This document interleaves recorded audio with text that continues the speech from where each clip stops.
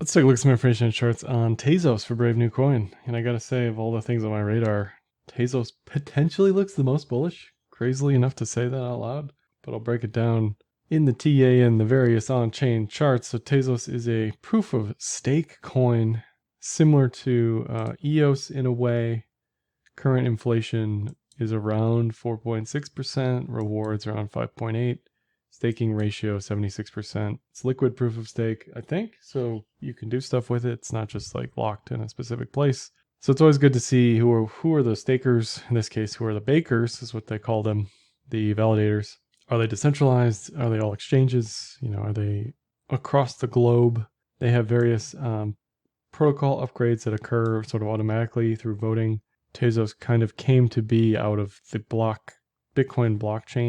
Bitcoin block size debate, where there was a bunch of infighting about what to do and all that other stuff with governance. And so this was an attempted solution at that, the way the protocol handles changes. Circulating supply currently 860, liquid supply around 800 million.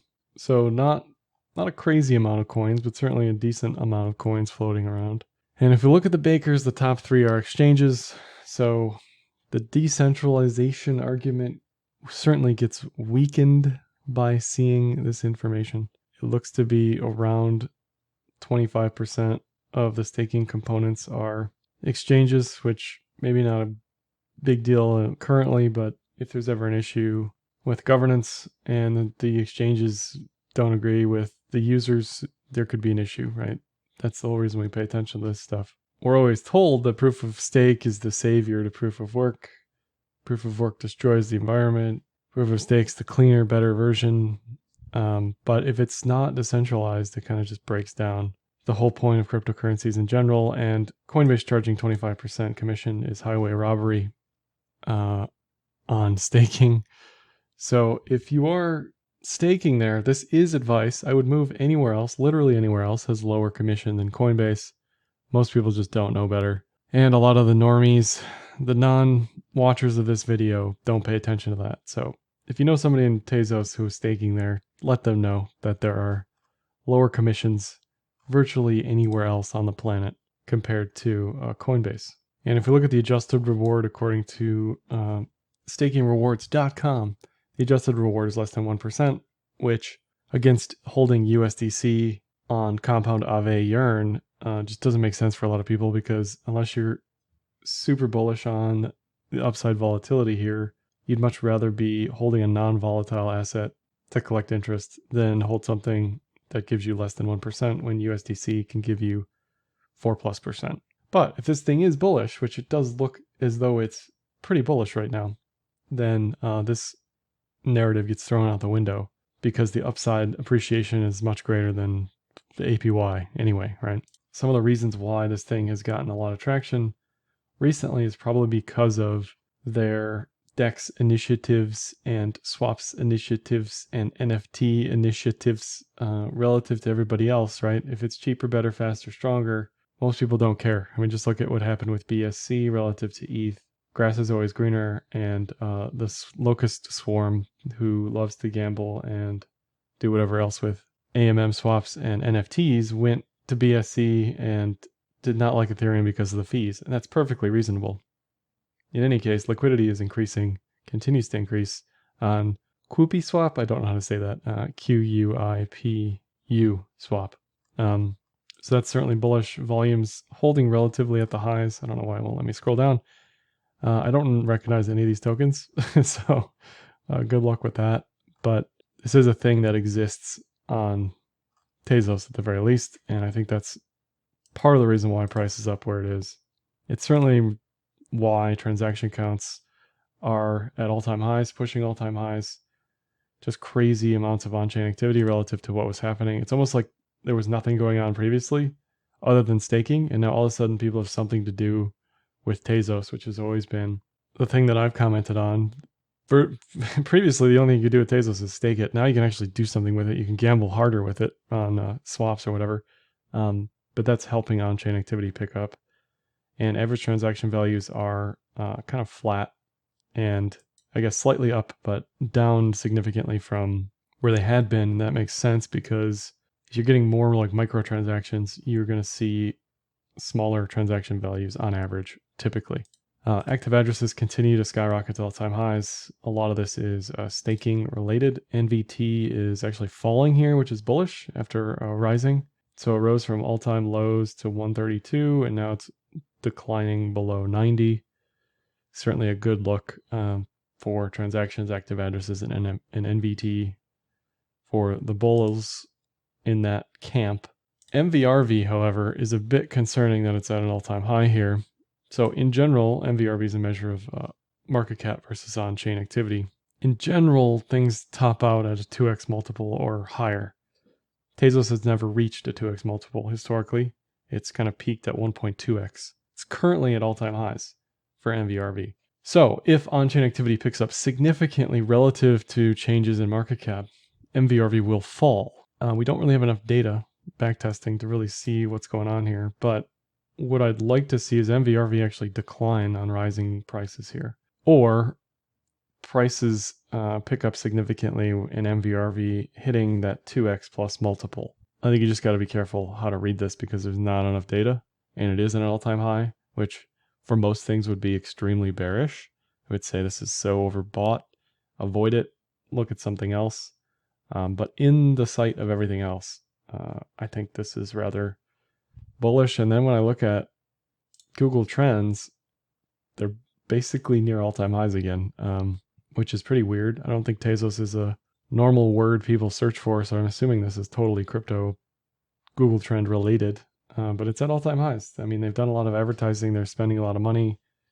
They're going on the offensive, attacking ETH, basically, which, good for them. They got the money to do it. That's one way to compete, is slam other coins with PR and hope that the fundamentals of your coin will win out over at the end of the day. And maybe Tezos does well in between this transition for ETH, where it's not yet proof of stake, but going in that direction. Let's say ETH fails the proof of stake switch. Something like Tezos is definitely going to pick up the slack. Not that that's an expectation, but that's part of the hedge. It's like ETC versus ETH. If ETH collapses under its own weight for whatever reason, not likely, but if it does, chains like ETC are going to pick up the slack. Other proof of stake chains like Tezos are going to pick up the slack. Tezos, Solana, right? All the competitors are right there waiting. Switching gears to technicals, this is the 183 MA in the green and 5 times that in the red. So it's never quite hit even the midline here. And it's definitely not hit the multiplier on the 183.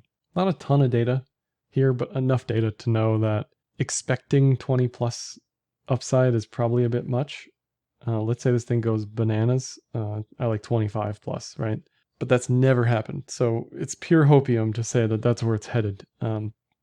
This has hit the buy zone several times and has bounced decently, but has never even gotten to what would be the 13 equivalent at the midline here. If you measure this as Fib extensions with an expectation to all-time highs, 13 would be well within the measured move to 2618 range for price target. So, it's a bit weird, similar to MVRV, where you just have to watch it and see what happens. You can't really say this is what backtesting has told me, so now I'm pretty confident it's going to go here because of this. That just isn't the case. If this does make higher highs and all-time highs, probably going to see a lot of people talking about it. A lot of people talking about DEXs and NFTs and how we're better than this, that, and the other thing, which is fine. But that's going to fuel crazy FOMO euphoria for something like this that's broadly listed. So I would just be ready for that in the meantime. 5200 cross is bullish. It held on the volume. It needed to hold as far as the VPVR support. It's in between some volume or yearly pivots rather, and the next resistance is basically at 950. Volumes have picked up in a big way on Kraken, which is again unusual for something that for me personally just isn't on my radar. I don't hear a lot of people talking about anything Tezos related, but I would watch for any bearish divergences on higher highs here. Ideally, this breaks all-time highs with no divergence, and then it can keep going higher, then form a bearish divergence, then pull back. That's what you want to see. But trend-wise, this looks great for bullish continuation. Probably better than anything else. Maybe this even cup and handles or form to handle, I don't know. no matter what you pay attention to here, I would start with the Fibs as far as figuring out where this could go beyond all-time high. On the daily cloud, it is a gigantic mess. It has been a sloppy mess since 2019. The trends have been weak. The trends have been Eiffel Tower, Burj Khalifa, straight up, straight down, virtually every time. So it's hard to say that this thing's going to have multi-week bullish continuation, but where it sits on the cloud currently, it's it's above the cloud. Cloud is bullish TK cross, sitting near all-time highs. Again, I don't hate this, as weird as that sounds for something like Tezos, that kind of has done nothing for years. It looks pretty good on price. And against BTC, you could argue W double bottom. It's no stranger to those. It likes to range out for months before actually doing anything. Bullish 5200 cross above all this VPVR resistance now. The next targets are probably 25K sats, honestly. And if you measure this W out, 25K would be like the 2618 fib. But I would assume it would return somewhere into the previous consolidation range between 25K and 35K sats. That range up here where it crossed bearish and then just kind of died in 2020. So this could be the surprise of Q4 in that it not only outperforms BTC, but even ETH, where it looks decently strong on MAs, where it is likely to cross bullish for the first time since mid-2020. And VPVR has very little volume past kind of the current levels as far as resistance is concerned. And again, if fundamentally they attract the ETH crowd, the Sol crowd, the whoever crowd with NFTs, DeFi stuff, expect Tezos to do decently well against Sol, against ETH, against any other competitor. Lastly, I'll just mention the ETH-BTC fund and DeFi portfolio. I trade for Techame Capital on Enzyme.finance, a non-custodial portfolio management tool where you can send ETH or USDC or just watch what I'm doing. You can see everything, including AUM, performance, allocation, all the Yearn, Comp, and Aave vaults I'm in here, along with the trades in the trades tab down below. That's all I have for this one. Like, dislike, comment, share, subscribe, and happy trading.